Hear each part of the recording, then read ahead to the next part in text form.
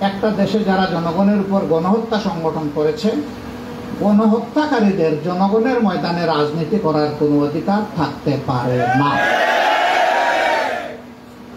রাজনীতি করবে তারা যারা মানুষের কল্যাণে নিবেদিত হবে, দেশ এবং রাষ্ট্রকে, জনগণকে যারা ন্যায়, ইনসাফ, শান্তি এবং সমৃদ্ধি উপহার দিবে। রাজনীতি করার অধিকার কেবল তাদের থাকবে, অন্য কারণে।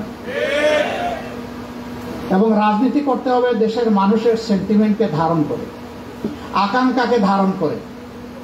বাইরের কারো তুষ্টির জন্য দেশের রাজনীতি আর চলবে না। এবারকার এই আন্দোলন ছিল ইন্ডিজিনাস। দেশের মানুষই বুকের রক্ত দিয়ে আন্দোলনকে সফল করেছে। বাইরের কারো সাহায্যের আমাদের প্রয়োজন হয়নি।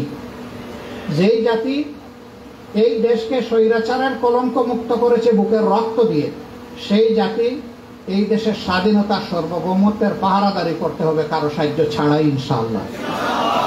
তবে যেহেতু বিশ্বসভার আমরা একটি দেশ, সদস্য দেশ, সেই কারণে বিশ্বসভার দেশগুলোর মধ্যে পারস্পরিক যে শুভ সম্পর্ক থাকে, আমরা সেই সম্পর্ক সকলের সাথে বহাল রাখতে আমরা অঙ্গীকারবদ্ধ।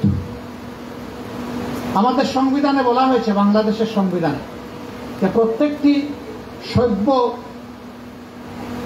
গণতান্ত্রিক দেশের সাথে আমাদের সম্পর্ক হবে বন্ধুত্বপূর্ণ।